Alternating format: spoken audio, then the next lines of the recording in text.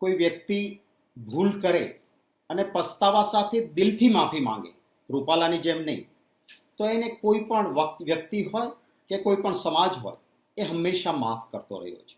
પરંતુ કોઈ ગુનો કરે અને ગુનો કર્યા પછી અહંકારથી માફીનું નાટક કરે તો એને કોઈ પણ વ્યક્તિ કે કોઈ પણ સમાજ એ ક્યારેય માફ નથી કરતો. દેશની રખેવાળી માટે, ગાયો, સંસ્કૃતિ, ભૂમિના રક્ષણ માટે જે કોઈ શાસકો હતા ભૂતકાળમાં, આપણા રાજા મહારાજાઓ, એમાં કોઈ એક જ્ઞાતિ નહીં, આપણા 18 વર્ણ એની સાથે કોઈને કોઈ રીતે જોડાયેલા હતા. એ તમામ જ્ઞાતિઓ હતી. અને આમાંના કોઈ પણ રાજા મહારાજાએ પોતાની બહેન દીકરીનો, રોટી બેટીનો વ્યવહાર એ અંગ્રેજો સાથે ક્યારેય નહોતો કર્યો. એમ છતાં રૂપાલાએ પોતાના વાણી વિલાસમાં એવું કહ્યું કે રાજા મહારાજાઓ તો રોટી બેટીનો વ્યવહાર અંગ્રેજો સાથે કરતા.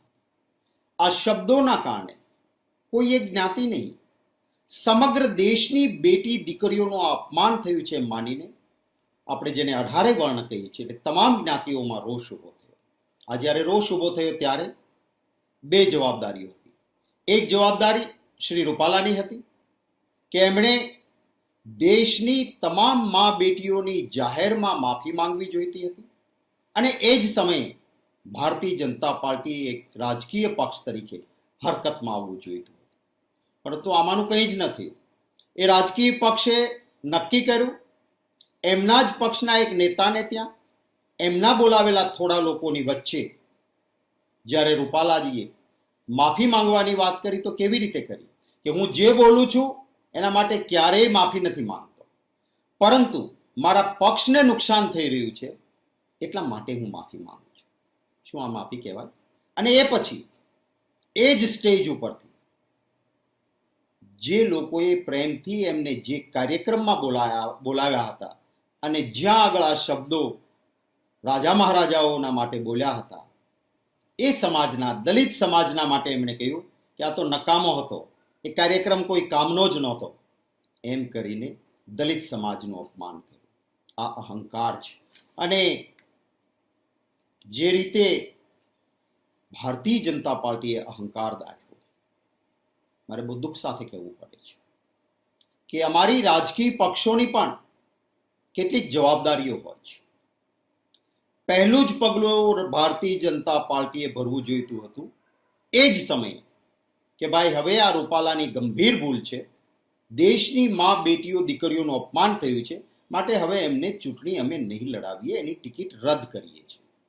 પરંતુ આ કરવાના બદલે એમને શું કર્યું? અહંકાર દાખ્યો. એ અહંકાર કેવો પાછો કે સમાજને તોડો ને, સમાજના ભાગલા પાડી દો ને, કોઈકને એકલા પાડી દો ને. આ કામ કરવાનું કર્યું, સમાજને ભાગલા પાડવાનું કામ. કોઈની સામે FIR છે તો એને કોઈક રીતે મજબૂર કરીને કમલમમાં બોલાવો અને રૂપાલાને અને ભાજપને સમર્થન છે એવું નિવેદન કરાવો. શું એક જવાબદાર રાજકીય પક્ષે આ કામ કરવાનું હતું?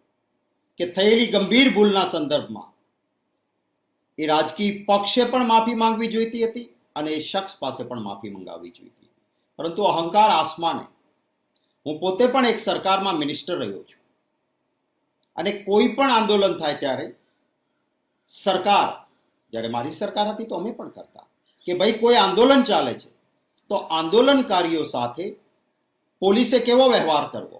અમારી સરકારમાં હંમેશા અમે કહેતા કે વિવેકપૂર્ણ રીતે લોકશાહીમાં આંદોલન કરનાર સાથે પોલીસે વ્યવહાર કરવાનો, બળ પ્રયોગ નહીં જ કરવાનો.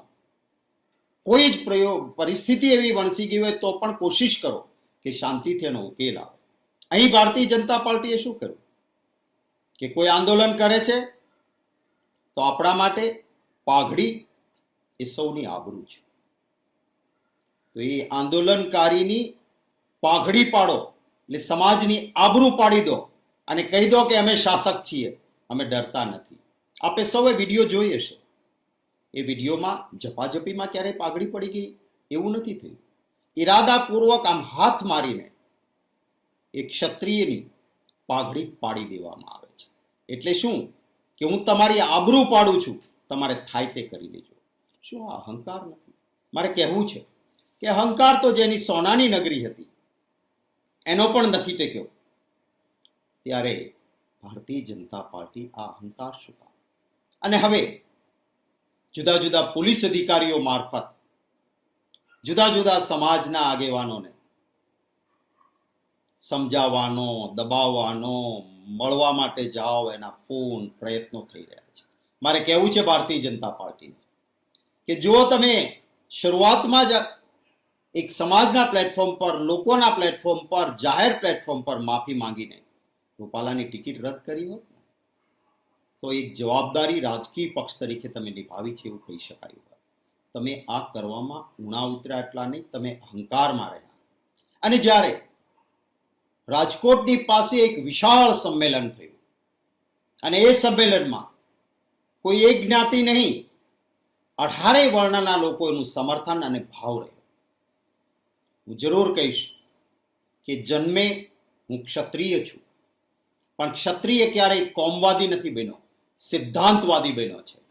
આજે મને ખૂબ ગૌરવ છે કે જે સમાજના, અનેક સમાજના લોકો ત્યાં ભેગા થયા, એમણે કોઈનું પાય ભાર પણ નુકસાન ન થાય, હજારો એકત્રિત થયા, પણ કોઈનું પાય ભાર પણ નુકસાન ન થાય એની એમની ચિંતાઓ કરી. એટલું જ નહીં, એક ટીટોળીના ઈંડા હતા, એટલા હજારો લોકો એકત્રિત થયા છતાં એ ટીટોળીના ઈંડાને પણ નુકસાન ન થાય એની ચિંતા કરી. અને એ પ્લેટફોર્મ પર અનેક સમાજો એમણે પ્લેટફોર્મ પર આવીને સમર્થન આપ્યું. કાઠી દરબાર સમાજ હોય, રાજપૂત સમાજ હોય, નાડોદા સમાજના ભાઈઓ હોય, કારડિયા સમાજના ભાઈઓ હોય, અનેક ક્ષત્રિય સમાજમાં બક્ષીપંચની જ્ઞાતિના અનેક સમાજો આવે છે. એ રાજા મહારાજાઓમાં તો બ્રાહ્મણ સમાજ પણ હતો. અને પાટીદાર શબ્દ એટલા માટે પડ્યો કે પટેલો પાસે પટ્ટાઓ હતા, એટલે કે પાટીદાર શાસકો પણ હતા. ભીલ અને આદિવાસી સમાજના, એટલે તમામ જ્ઞાતિના રાજા મહારાજાઓ હતા. અને રાજકોટના સંમેલનમાં હું આભાર માનીશ કે સમાજનું વિભાજન કરવાનું ભાજપનું કરતૂત ફેલ ગયું અને સમાજનું એકત્રીકરણ થયું. પ્લેટફોર્મ પર આવીને કોઈ મારો દલિત ભાઈ હોય એ પણ સમર્થન જાહેર કરે, અન્ય સમાજો સાથે રહ્યા. અને આ થયા પછી હવે ભારતીય જનતા પાર્ટી ને લાગે છે કે સઘળું પડે છે ત્યારે હાઈકમાન્ડને કહેશું, ભાઈ અત્યાર સુધી તમારો હાઈકમાન્ડ ક્યાં હતો? શું અત્યાર સુધી તમને નહોતું લાગતું કે તમારે વહેલા જાગવું જોઈએ? મારે એ પણ કહેવું છે કે આ આંદોલન કોઈ મુઠ્ઠીભર નેતાઓએ ઊભું કરેલું આંદોલન નથી. દેશની મા બેટી દીકરીઓનું અપમાન થયા પછી સ્વયંભૂ ઊભું થયેલું આંદોલન છે. એટલે ભારતીય જનતા પાર્ટી એમ માનતી હોય કે કોઈ ને કોઈ રીતે થોડા લોકો પાસે નિવેદન કરાવી કે સમજાવી લેવાથી સમાજ ભારતીય જનતા પાર્ટીને માફ કરી દેશે.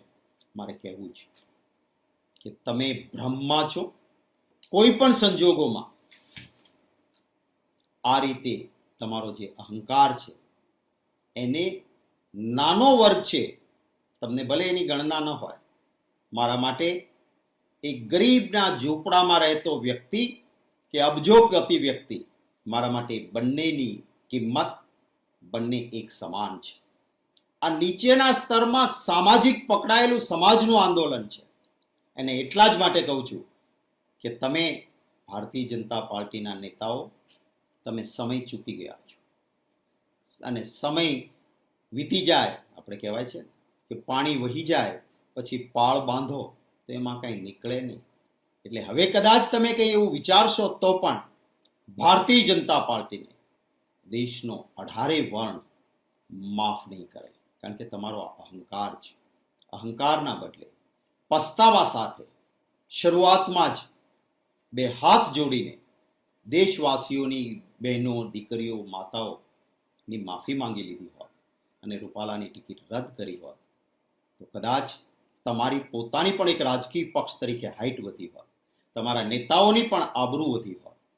પરંતુ ભૂતકાળમાં પણ પાટીદાર સમાજનું આંદોલન હોય, કોઈ કર્મચારીનું આંદોલન હશે કે અન્ય લોકો કોઈ મુદ્દા માટે લડતા હશે, અહંકારથી સત્તાના જોરે એ આંદોલનને કચડી નાખવાનો પ્રયત્ન કર્યો છે.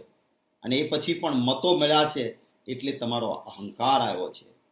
પરંતુ આ અહંકાર દેશની જનતા, ગુજરાતની જનતા નહીં ટકવા દે એટલું જરૂર હું આપને કહીશ. વિનાશ કાળે વિપરીત બુદ્ધિ, તમારા એક એક પગલા એ ખોટા હતા, સમય એ વાત સાબિત કરી આપશે. એટલે હવે જે તમે હથકંડાઓ કરો છો એ હથકંડાઓ માટેનો હવે સમય નથી. હું સૌનો આભાર માનીશ કે મારા ક્ષત્રિય સમાજ, કે જેમાં તો અનેક જ્ઞાતિઓ જાતિઓ આવે છે, એ જ નહીં પણ 18 વર્ણ જેને કહે છે કે તમામ જાતિ જ્ઞાતિ સાથે આવી જાય છે, એ બધાએ એક થઈને દેશની મા બેટીઓ માટેની ઇજ્જત માટે જો કોઈ પ્રશ્નાર્થ કર્યો તો એના સામે જે આંદોલન કર્યું છે એમાં સંયમ રાખ્યો છે. હજારો વ્યક્તિ એકત્રિત થાય અને ક્યાંય કોઈનું નુકસાન ન કરે. સલામ કરું છું આપ સૌને, નમન કરું છું એ માતા બહેનો દીકરીઓને. ગરીબના ઘરમાં જરૂર જન્મ લીધો હશે, પણ એમનો જજ્બાત, એમનો જુસ્સો નમન કરવાની યોગ્ય છે. માતાજીને પ્રાર્થના કરું, ઈશ્વરને પ્રાર્થના કરું કે આપણા ગુજરાતનું ખૂબ સારું થાય.